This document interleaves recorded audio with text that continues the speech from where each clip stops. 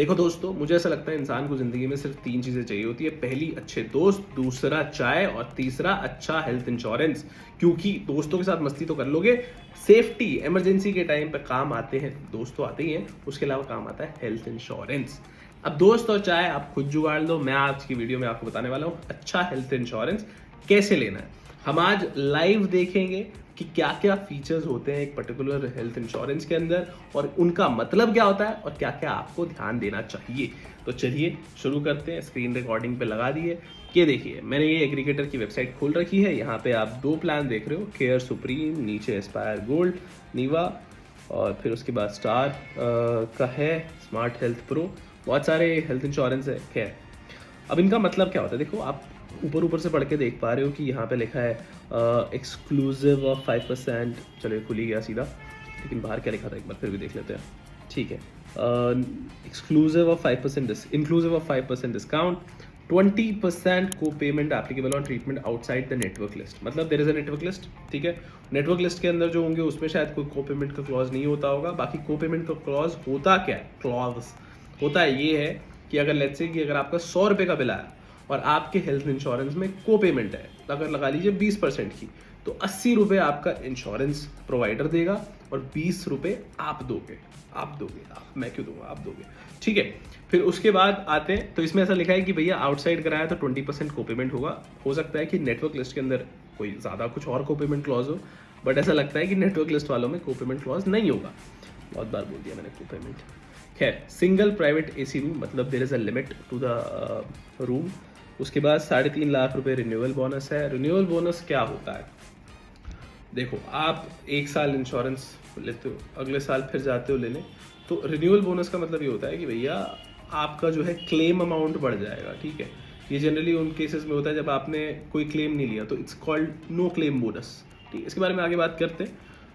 Unlimited restoration of cover. Restoration of cover का क्या मतलब होता है, आपने जैसे लेट्स से कि 7 लाख रुपए का हेल्थ कवर, हेल्थ इंश्योरेंस ले रखा है, ठीक है। तो लेट्स से आपने साल शुरू हुआ, साल की शुरुआत में आपने कोई ऑपरेशन कराया जो आपका कवर हो गया, लेट्स से 4 लाख रुपए लगे। तो ऐसा नहीं है कि साल भर का है 7 लाख रुपए, आपने इस बार कराया 4 लाख रुपए लगे, ऐसा नहीं होगा कि इसी साल में अगर दूसरी बार ऑपरेशन कराते हो सिर्फ 3 लाख रुपए का कवर मिलेगा, पूरा 7 लाख रुपए का हो जाएगा, वो रिस्टोर हो जाएगा, रिफिल हो जाएगा।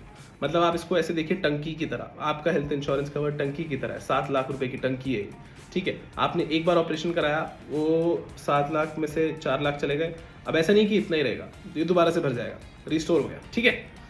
आगे चलते हैं, अब इसको अच्छे से समझ लेते हैं, इसको खोल लेते हैं।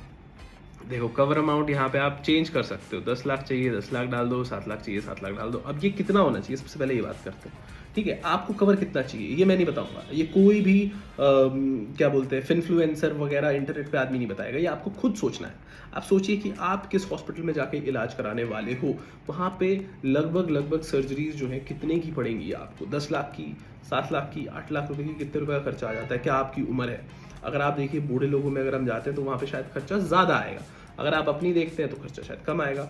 अब ऐसा भी हो सकता है ना कि आप अपने लिए अभी ले लो 7 लाख रुपए, कल को आप टॉपअप ले लो जब आप बूढ़े हो जाओ। टॉपअप क्या होता है उसके बारे में भी बात करेंगे, ठीक है। तो यहाँ पे आपको देखना है कि आपके हॉस्पिटल्स, आपके आसपास जो हॉस्पिटल्स हैं, जिन हॉस्पिटल्स में आप इलाज कराना चाहोगे, वहाँ पे नॉर्मल इलाज जो होता है, जैसे अगर हार्ट सर्जरी भी कराने जाते हो तो कितने रुपए की होती है। नॉर्मल नहीं होती हार्ट सर्जरी, बट कह रहा हूँ फॉर सेफ्टी नेट, ठीक है। पॉलिसी पीरियड कितना है, मतलब कितने टाइम का आप प्रीमियम भरना चाहते हैं। यहाँ पे आप देख सकते हैं 16,800 रुपये करीब 1 साल का है, 2 साल का भरेंगे तो वो डबल हो जाता है, मतलब लगभग डबल ही हो जाता है। 16 का 32 हो गया ना, थोड़ा बहुत डिस्काउंट मिल गया यहाँ पे 1258 रुपये का, ठीक है। उसके बाद 3 साल में जाते हैं तो करीब 3,000 रुपये की सेविंग है आपकी। अब राइडर्स क्या होते हैं, देखिए राइडर्स होते हैं कि भैया आपने एक प्लान ले रखा है जो आपका बेसिक प्लान है, उसके अंदर राइडर्स मतलब एडिशनल बेनिफिट्स, ठीक है। मतलब जैसे तो आगे देखते हैं, मतलब कुछ फालतू की चीज़ें जो होती हैं, मतलब हो सकता है काम आए काम ना आए, पढ़ लेना, ठीक है। आई वुडंट से कि इसको लो आप या ना लो, आपको खुद फिगर आउट करना है, ठीक है। आगे चलते हैं। अरे ये क्या खुला हुआ है, इसी के अभी हम इसी के सारे फीचर्स देखते हैं, ठीक है। यहाँ पे देखो आप इसमें क्या क्या है, claim paid within 3 months 100%, room rent limit, there is a room rent limit. अब पहली बात आते हैं इस पे, इसका क्या मतलब है। देखो, जब भी आप किसी हॉस्पिटल में एडमिट होते हैं वहाँ पे अलग अलग टाइप के रूम होते हैं। हेल्थ इंश्योरेंस, जो भी इंश्योरेंस प्रोवाइडर्स होते हैं, सब प्लान्स के अंदर एक रूम लिमिट होती है। किसी किसी के अंदर, मोस्टली के अंदर मैं कहूँगा आप ऐसा ही इंश्योरेंस लीजिए जिसमें लिमिट ना हो। उसमें क्या होगा, लेकिन अगर होता क्या है, ओके, तो अगर आप एक ऐसा प्लान लेते हो जिसके अंदर रूम रेंट लिमिट है, लेट्स से 5,000 रुपये की रूम रेंट लिमिट है, जैसे यहाँ पे अगर माने तो एक कैटेगरी की रूम रेंट लिमिट है जो कि काफ़ी अच्छी कैटेगरी है, single private AC room is a very good category, ठीक है। लेट्स से बट अगर आपका रूम रेंट लिमिट 5,000 रुपये का है, ठीक है, और आप जाते हो किसी रूम में जिसका रेंट जो है 10,000 रुपये है। अब ऐसा नहीं है कि 4 दिन आप रुके तो आपको 5,000 इंटू 4 मतलब 20,000 रुपये दे देने पड़ेंगे, नहीं। आपका जो पूरा हॉस्पिटल का बिल आया है, लेट्स से अगर आपका पूरा हॉस्पिटल का बिल 5 लाख रुपए आया है, तो वो प्रोपोर्शनेटली होता है रूम रेंट के। मतलब अब आपको आधा देना पड़ेगा। मतलब अगर रूम रेंट की लिमिट अलाउड थी 5,000, आपने ले लिया 10,000, तो 5,000 डिवाइडेड बाय 10,000 इंटू आपका टोटल हॉस्पिटल बिल आपसे लिया जाएगा। तो रूम रेंट लिमिट कोशिश करिए कि आपके हेल्थ इंश्योरेंस में ना हो। यहाँ पे जो है वो दिस इज डिसेंट इनफ, तो ये ले सकते हो, ठीक है। रिस्टोरेशन ऑफ कवर मैंने आपको बता दिया। रिन्यूअल बोनस क्या होता है, देखो यहाँ पे क्या लिखा है, 3.5 lakh rupees per year up to maximum of 7 lakh rupees irrespective of the claim. इसमें मैं आपको सजेस्ट करूंगा कि जब भी आप हेल्थ इंश्योरेंस लेने जाए, मेक श्योर कि आप एडिक्वेट कवर ही लें। ये सब जो बातें हैं कि भैया कवर बढ़ जाएगा, ये आपको क्यों चाहिए? इन द फर्स्ट इंस्टेंस जब आप इंश्योरेंस खरीद रहे हो, make sure you by the insurance plan with adequate cover, okay. अब कैशलेस हॉस्पिटल देखो, अभी हमने बाद में बाहर देखा था कि वहाँ पे जो नेटवर्क हॉस्पिटल्स के बाहर हैं उनमें 20% को पेमेंट क्लॉज होगा, यानी कि there are some network hospitals as well. तो यहाँ पे वो कह रहे हैं 10,500 करीब जो है, 10,000 मेरे को हिंदी में नहीं आता 493 बोलना, ठीक है, 10,493, हाँ 10,493, ठीक है, फर्स्ट कैशलेस हॉस्पिटल्स है। अब आप सोच रहे हो कि अरे वाह कि 10,493 हॉस्पिटल्स हैं, लेकिन इससे आपको कोई लेना देना नहीं है। क्या करोगे, 10,000 हो 20,000 हो, आपको क्या सब में जाना है क्या? नहीं जाना ना। आपको देखना है कि आपके आसपास के हॉस्पिटल्स जो बढ़िया वाले हैं वो इनके नेटवर्क में आते नहीं आते। कहाँ से देखोगे, देखो थोड़ा बहुत ऊपर नीचे करते हैं, देखो यहाँ पे आ गए, सबसे नीचे गए नेटवर्क हॉस्पिटल आ गए, ठीक है। यहाँ पे ऊपर भी देख सकते हो कैशलेस हॉस्पिटल लिखा है, बढ़िया। अब उसके बाद कोपे में देखो यहाँ पे जो लिखा है 100% paid by the insurer. Normal cases में 100% will be paid by them, but 20% को पेमेंट लग जाएगा अगर इनके नेटवर्क के बाहर गए तो।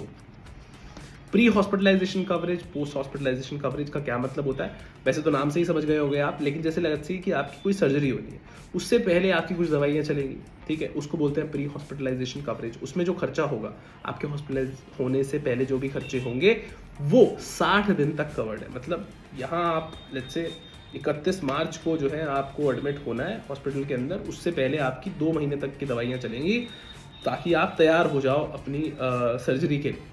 तो ये 2 महीने का कवर, ये 2 महीने का खर्चा कौन देगा? हमारी इंश्योरेंस कंपनी देगी, बधाई हो। ऐसे ही जब आप बीमार होके ठीक होके आओगे सर्जरी करा के, तो 2 महीने तक, 3 महीने तक, 4 महीने तक आपकी दवाइयाँ चलेंगी। पोस्ट हॉस्पिटलाइजेशन पीरियड इसको कहते हैं। इसका खर्चा भी इस केस में हमारी कंपनी हमें दे रही है 180 दिन का, ठीक है। ऑल्सो ये जो मैं बातें कर रहा हूँ ना, ये आपको ये नहीं है कि अरे यार यही बेस्ट है। हो सकता है कि यार आपको कम भी चले, आपको लगे 90 दिन का भी बहुत है, तो ये आपको अपने हिसाब से देना है। मैं आप सब चीज़ों का मतलब बता रहा हूँ, I am only a GPS for you, ठीक है। मैं आपको ये सब चीज़ें समझा दूंगा, आपको खुद सोचना है कि यार मुझे नहीं लगता ऐसा होगा, मुझे लगता है वैसा होगा, ठीक है। ये सब आप अपना दिमाग लगाइए। मेरे को ऐसा लगता है कि 60 डेज प्लस 60 डेज माइनस, मतलब ठीक है, 60 दिन पहले 60 दिन बाद में, ठीक है। खैर, अब डे केयर ट्रीटमेंट भी कवर्ड है यहाँ पे।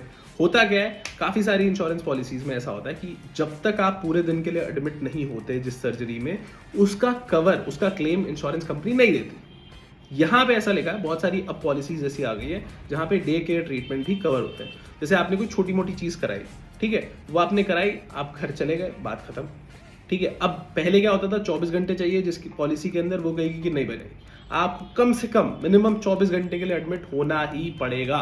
लेकिन इस केस में एडमिट नहीं होना पड़ेगा, तो ये आप डिसाइड करना है। इसके ऐसा नहीं है कि ये फ्री में आ रहा है, ठीक है।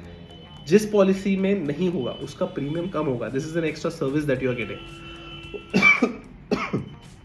ठीक है। ओके, आगे चलते हैं। हॉस्पिटलाइजेशन एट होम भी कवर्ड है। देखिए, हो सकता है कि कोई चाहे कि भैया अब उन्हें घर पे शिफ्ट होना है तो उस केस में भी ये कवर्ड। एम्बुलेंस चार्जेस की बात करें तो यहाँ पे देखिए लिमिट है एक 10,000 रुपये तक ही कवर्ड है। वैसे तो देखिए लिमिट जनरली मेक श्योर कि सब लिमिट्स ना हो। सब लिमिट्स का क्या मतलब होता है कि हो सकता है आपकी पॉलिसी कवरेज तो 5 लाख रुपए की है, जैसे एम्बुलेंस कवरेज यहाँ पे 10,000 रुपये। हो सकता है किसी को कम लग रहा है, आपको लगता है कि यार मुझे तो ना हमेशा दूसरे शहर ही जाना पड़ेगा ट्रीटमेंट कराने के लिए या जो भी करना पड़ेगा। अगर आपको लगता है कि 10,000 is good enough then go for 10,000, 10,000 ambulance charges. But आपको लगता है कि आपको कोई लिमिट नहीं चाहिए, go to another insurance policy. कमी थोड़ी है ना। तो अब आते हैं वैल्यू एडिड सर्विसेज पे। ये देखो बहुत ज़्यादा इन पे ध्यान देने की ज़रूरत नहीं है, बट फिर भी सुन लो। मिड ईयर मेंबर एडिशन, मतलब आपने ले ली पॉलिसी, उसके बाद साल के बीच में आपको लगा आपका बच्चा हो गया और आपकी शादी हो गई, मतलब लगने से तो नहीं होगा बच्चा, बच्चा तो प्लान करके ही होगा। आपका शादी हो गई, आपका बच्चा हो गया, तो उनको भी पॉलिसी में आप ऐड करा सकते हो। उसकी कुछ टर्म्स हैं, ठीक है। तो फ्री हेल्थ चेकअप इस वाले प्लान के अंदर नहीं है। दूसरे कुछ प्लान्स होते हैं उसमें होता है। देखिए बहुत ज़्यादा ज़रूरत नहीं है फ्री हेल्थ चेकअप लेने की, बिना उसके भी काम हो सकता है। ई कंसल्टेशन, अगर आपको लगता है कि आप किसी भी डॉक्टर से, मतलब आपका कोई स्पेसिफिक डॉक्टर नहीं है, ई कंसल्टेशन ले लोगे तो यहाँ पे आप इस वाले के लिए खुश हो जाओ। इसमें आपको मिल रहा है डिस्काउंट मिल रहा है हर साल आपको, जो है क्लेम पे भी जो आप प्रीमियम भरते हो उसमें थोड़ा डिस्काउंट मिल रहा है। यहाँ पे आप पढ़ सकते हो एडिशनल से एक्टिव एंड फिट। तो देखिए मुझे नहीं लगता कि इसमें बहुत ज़्यादा ज़रूरत है कि आपको ये नो क्लेम बोनस वगैरह की, बट फिर भी मिलता है तो ठीक है। लेकिन इसके लिए एक्स्ट्रा प्रीमियम अगर आपको कम में भी कोई अच्छा प्लान मिल रहा हो, मेक श्योर देखो पूरा इंश्योरेंस का आइडिया यही है दोस्त कि आपको ज़रूरत पड़े तो वो आपके काम आए। उसके बाद जितनी भी बकैती है वो है भी तो भी ठीक है, नहीं है तो भी ठीक है, ओके। डेली कैश अलाउंस में क्या होता है कि जब आप हॉस्पिटल में एडमिट होते हैं तो आपको ना डेली का कुछ कैश दे देते हैं कि भैया ये खर्चा आपका चलाने के लिए आप ये खर्चा रख लीजिए, कुछ 2,000 रुपये 2,500 रुपये जो आपका आने जाने में खाने पीने में खर्च हो रहा होगा। ये नहीं भी है तो भी चलेगा, चाहे होगा तो भी चलेगा, ठीक है। आउट पेशेंट कंसल्टेशन बेनिफिट्स, अब देखिए जब भी आप हॉस्पिटल जाते हैं ऐसे ही, मतलब क्लिनिक में जब आपको बुखार हुआ गए तो उसको बोलते हैं आउट पेशेंट कंसल्टेशन। आपने जाके कंसल्ट किया डॉक्टर को, 1 घंटा बैठे और वापस आ गए, इसको बोलते हैं। तो यहाँ पे वो कवर्ड नहीं है, कोई बात नहीं, ठीक है आई थिंक। अब वेटिंग पीरियड पे आते हैं। वेटिंग पीरियड का क्या मतलब है? एग्जिस्टिंग इलनेस कवर जब आप इंश्योरेंस करा रहे हो, आपको हो सकता है कि कुछ बीमारी हो, भगवान ना करे हो, लेकिन अभी है बाय चांस, ठीक है। तो ये कह रहे हैं कि जो अभी आपको बीमारी है उनमें वेटिंग पीरियड का मतलब ये है कि अभी आपने इंश्योरेंस अगर कराया तो 4 साल तक जो एग्जिस्टिंग बीमारी है उनका इलाज नहीं करा सकते, मतलब करा सकते हो इलाज, ये पैसा नहीं लेंगे, ठीक है, okay. Initial waiting period 30 days except claims arising due to an accident provided the same are covered, this is standard industry for all, this is the standard, ठीक है, कोई बात नहीं। मतलब ये सभी के लिए, सभी बीमारियों के लिए, कोई भी बीमारी, मतलब पहले तो एग्जिस्टिंग इलनेस हो गया, ये दूसरा वाला इनिशियल वेटिंग पीरियड है कि आपने जैसे इंश्योरेंस कराया 30 दिन तक कोई क्लेम नहीं मिलेगा, अनलेस कोई एक्सीडेंट हो जाता है तो बात अलग है। स्पेसिफिक इलनेस कवर, ठीक है, ये स्पेसिफिक इलनेस कवर है, मतलब आपको है या नहीं है, शुरू के 2 साल ये इन बीमारियों का इलाज नहीं करा, मतलब करा सकते हो, ये पैसे नहीं देंगे, ठीक है। कौन कौन सी है इसमें? नी रिप्लेसमेंट, हर्निया, कैटरैक्ट, ठीक है, फुल लिस्ट देख सकते हो पॉलिसी वर्डिंग्स के अंदर, पॉलिसी वर्डिंग्स मिलेगी आपको एंड में, ये रही, ठीक है, आराम से पढ़ सकते हो, कोई दिक्कत नहीं है। फिर उसके बाद नीचे आते हैं, इनिशियल वेटिंग पीरियड हमने पढ़ लिया। ऑल्टरनेट मेडिसिन, ऑल्टरनेट मेडिसिन मतलब अगर आप किसी मतलब आयुर्वेदिक इलाज कराने जाते हो, होम्योपैथी इलाज कराने जाते हो, तो वो भी इस पॉलिसी के अंडर कवर्ड है, क्लेम मिल जाएगा। वर्ल्ड वाइड मतलब इंडिया के बाहर कवरेज नहीं है इसकी। कंज्यूमेबल कवरेज मतलब जब भी आप हॉस्पिटल में एडमिट होते हो तो बहुत सारी चीज़ें होती हैं जो आपको लग के वो डस्टबिन में थ्रो कर देते हैं, हो सकता है ग्लव्स हो गए, हो सकता है इंजेक्शन की सिरिंजेस हो गई, ये सब चीज़ हो गई, तो ये भी कवर्ड नहीं होंगी, ये आपको अपनी जेब से देनी पड़ेगी, ठीक है। डोमेस्टिक इवैक्यूएशन आपको मतलब बेसिकली ये ट्रैवल कराना जो है अगर बाहर करना पड़ता है तो उस केस में है। मैं पढ़ लेता हूँ एक बार फिर भी श्योर होने के लिए।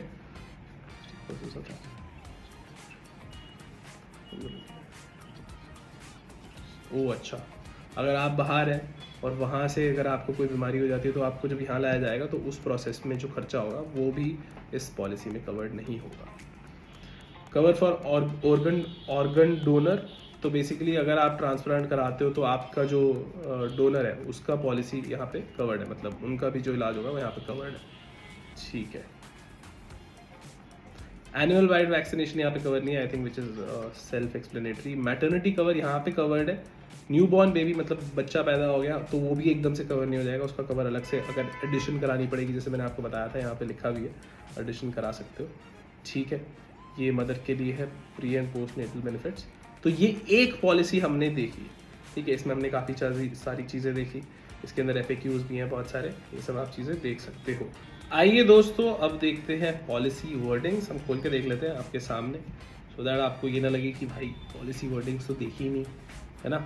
तो प्रियम्बल है, कुछ डेफिनेशंस हैं, आयुष वगैरह, ये सब। डे केयर ट्रीटमेंट का क्या मतलब होता है, ठीक है, ये सब। ओके, डिस्क्लोजर, ये सब। इसमें देखो बहुत इंपॉर्टेंट बात आ जाती है कि there should be no specific limit, sub limit नहीं होनी चाहिए कि मतलब आपका इंश्योरेंस कवर तो 5 लाख रुपए का है, लेकिन हार्ट सर्जरी कराते हो तो सिर्फ 2.5 लाख रुपए तक का कवर है, ये सब नहीं होना चाहिए। अभी तक जो हमने बाहर पढ़ा था इस वाले टैब के अंदर हमें ऐसा कुछ नहीं मिला, है ना। ये कवरेज वाले स्पेसिफिक सेक्शन में गए, हमें कुछ ऐसा नहीं मिला। हमने बल्कि वो भी पढ़ा कि स्पेसिफिक जो हमने वेटिंग पीरियड में भी पढ़ा, उसमें भी ऐसा कुछ नहीं लिखा। ठीक है, यहाँ पे पढ़ लेते हैं। यहाँ पे अगर हमें ऐसा कुछ मिलता है तो ये हॉस्पिटलाइजेशन के बारे में भी लिखा है, पोस्ट हॉस्पिटलाइजेशन के बारे में भी लिखा है, ठीक है।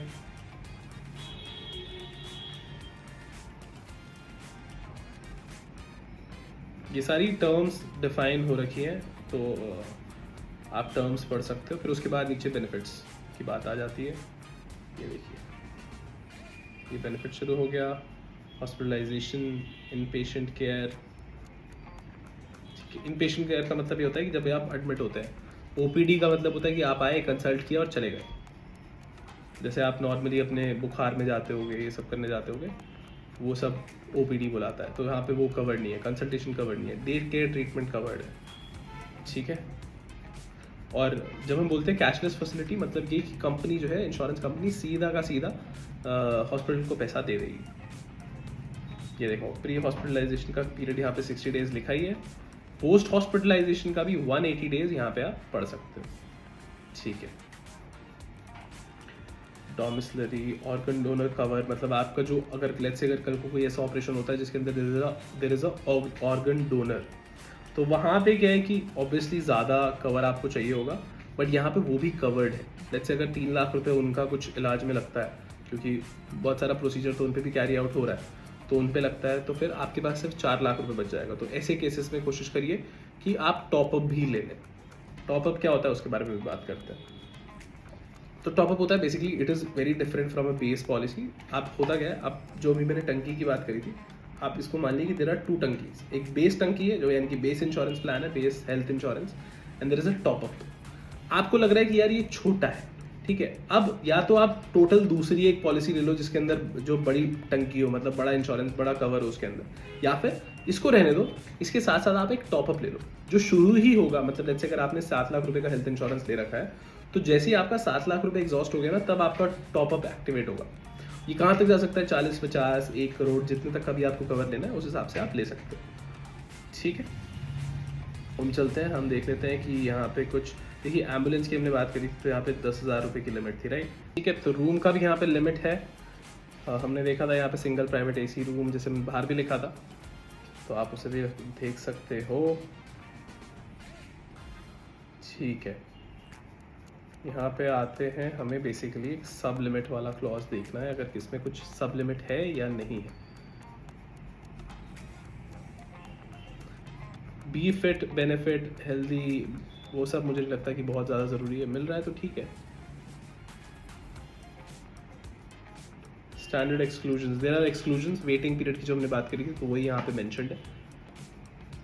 हाँ देखिए, हेल्थ इंश्योरेंस में एक बढ़िया बात ये होती है कि हेल्थ इंश्योरेंस पोर्ट भी हो जाता है। हो सकता है आपने ये हेल्थ इंश्योरेंस ले लिया, अब आपको लग रहा है कि यार ये प्रोवाइडर सही काम नहीं कर रहा, मुझे थोड़ा जो है दूसरा चाहिए, तो आप अपनी हेल्थ इंश्योरेंस को दूसरे, जैसे आप सिम पोर्ट करा लेते हो ना, एयरटेल से जियो में चले जाते हो, वैसे जैसे आपने ये कंपनी का लिया तो आप दूसरे में जा सकते हो। आपको लगता है कि HDFC बेटर देता है या कोई और, या फिर यही बेटर देता है, तो आप समझ गए ना। हाँ, कैशलेस फैसिलिटी का क्या है, कौन कौन से नेटवर्क हॉस्पिटल्स हैं, ये सब चीज़ें इनमें कवर्ड होती हैं। इन डॉक्यूमेंट्स को आपको ज़रूर पढ़ना चाहिए, तो मिल नहीं रहा है, ये सब चीज़ें आपको ध्यान में रखनी है और इसी हिसाब से लेनी है अपनी हेल्थ इंश्योरेंस पॉलिसी। हाँ, मैं कह रहा था कि अगर आपके पास ऑफिस की पॉलिसी है और कल को आपकी नौकरी चली जाती है, आप जब 60 साल के होगे, 65 साल के होगे, रिटायर होगे, उसके बाद फिर आपको दोबारा से पॉलिसी लेनी पड़ेगी। Now that you they do not have a history of your health, ठीक है, तो हो सकता है प्रीमियम ज़्यादा होगा, लेकिन अगर आप अभी से लेके चलते हैं तो आपके वो इन सब चीज़ों में काम आएगी।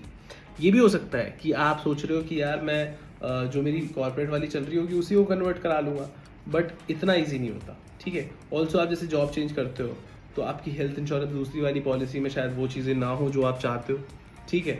और होता भी क्या है, जैसे आप सेम कंपनी में भी रहते हो ना, तो भी आपकी पॉलिसी चेंज होती रहती है, वो टर्म्स चेंज होते रहते हैं। तो let's not take a risk, health insurance ले लो। अगेन, चाय, दोस्त और हेल्थ इंश्योरेंस, ये तीनों चीज़ें आपके पास होनी ही चाहिए अच्छी ज़िंदगी के लिए। आई होप आपको ये वीडियो सही लगा होगा, सब कुछ समझ में आ गया होगा। आपको कोई भी डाउट है नीचे कमेंट में पूछ लो मुझसे, मैं आपको ज़्यादा से ज़्यादा 3-4 घंटे के अंदर रिवर्ट करने की कोशिश करूँगा। मैं नहीं तो मेरी टीम, ठीक है। आई होप आप लाइक करोगे, शेयर करोगे, अपने दोस्तों के साथ शेयर करोगे इस वीडियो को। सब्सक्राइब कीजिए, मैं हर हफ्ते वीडियो लाता रहूँगा। Thank you.